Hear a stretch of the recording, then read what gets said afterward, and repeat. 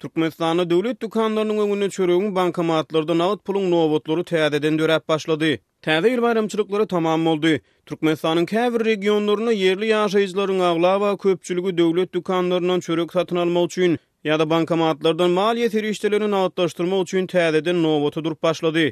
Bu arada Azatlyk radiosynyň ýurt içindäki habarçysy 7-nji ýanwarda habar berdi. Lewap we Mary vilayetlerine adamlar ýymy tönümleri satylýan döwlet dükanlarynyň öňüne çörek satyn almak üçin bankomatlaryň öňüne oturup pul nagdlaşdyrmak üçin nowata durýarlar diýip Azatlygyň Aşgabatly habarçysy Agdalýan regionlardaky gürrüňdeşlerine salgylanyp maglumat berdi. Bayramçylyk geçdi, häkimetler ýymy tüpçünçüligi barada beren wadalaryny ýatdan çykarana meňdeýär diýip habarçy gürrüňdeşiniň sözlerini getirdi. Türkmenistanyň regionlaryna ýerleşýän döwlet dükanlaryna soňky bir ýyldan gowrak wagt bäri çöregiň we onuň ýetigitçiligi, hususy dükanlarda bolsa olaryň aşy gymmatçylygy dowam edýär. Munyň bilen bir hatarda täze ýyl bayramçylyklary golaýlanyny hökümet resmiýleri ýurdun bazarlarynyň zerur ýymy tönümleri bilen dogly üpçün edilýändigini aýdyp çykyş edipdiler. Döwlet dükanlaryna çöregiň we onuň bahasy hususy dükanlardakydan 5-6 esse ardan satylýar. Türkmenistanda 1 kilogram onuň döwlet tarapyndan kesgitlenen ýeňillikli bahasy 2 manatlygyna saklanyp galýar. Soňky 3 ay çemesi wagtyň dowamyny un we çöregiň döwlet dükanlarynaky gytçylygy hemde olaryň hususy töwdan okotlarynaky gymmatçylygy paýtagat Aşgabada da gelip ýetdi.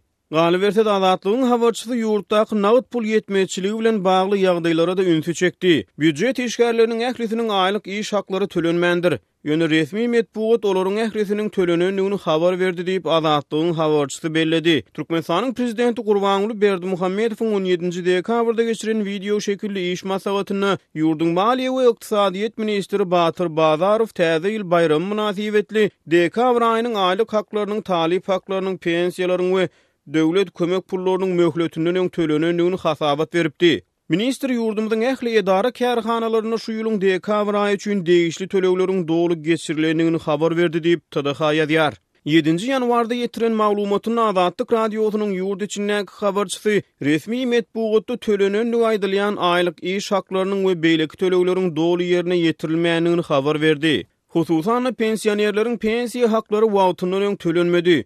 Olaryň kartlaryna aýlyk tölegleri bayramçylykdan soň geçdi. Inne olar pullaryny nagdlaşdyrmak üçin bankomatlarda nowata durýarlar diýip habarçy belledi. Ýurtda dowam edýän beýleki ýymy tönümleriniň ýetmezçiligi barada aýdylan Azatlyk radiosynyň beýleki bir habarçysy 7-nji ýanwarda Aşgabatdan ýetiren maglumatyny yerli önümçiligi degişli süýdüň paýtagtyň süýda tekçelerinden ýetirim bolanyny habar berdi. Yerli süýt satywda ýok. Russiýada, Gazagystanda we Belarusda öndürilen süýdüň bahasy gymmatlady. Olaryň 1 litriniň bahasy 20-50 manat aralygyna, yerli süýt önümlerinden diňe ýaramlylyk möhleti udag aralygy ýetýän kefiriň käbir görnüşleri we haýsydyr bir tworuklar bar diýip habarçy aýtdy. Beýleki tarapdan paýtagtda yerli süýt önümleriniň ýetmezçiliginiň fonuny Türkmenistanyň döwlet telewizionynyň efiri berilýän Watan habarlary gepleşigi 6-njy ýanwarda Mary vilayatyna ýerleşýän bir maldarçylyk toplumyna alınıp barylan yerli süýt önümçiligi. Ol ýerde awtomatik usulda sagylýan sygyrlardan alınýan ýyllyk 50 tonnalyk ýokary hili yerli süýt barada video reportaj goýberdi. Her ýyly 50 tonna süýt we 60 tonna et öndürmäni ýetlenen bu maldarçylyk toplumyny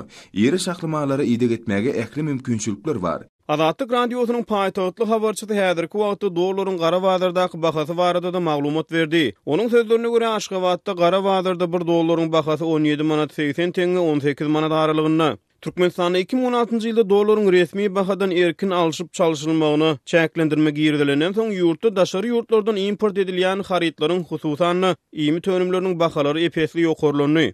Häzirki wagtda Türkmenistanyň Merkezi bankyna 1 Amerikan dollarynyň bahasy 3 manat 50 tengeligine saklanyp galýar. Türkmenistanyň resmi mediýasy döwlet dükanlarynyň öňüne dürýän çörek nowatlary ýa-da bankomatlaryň öňüne dürýän nagd pul nowatlary barada habar bermeýär.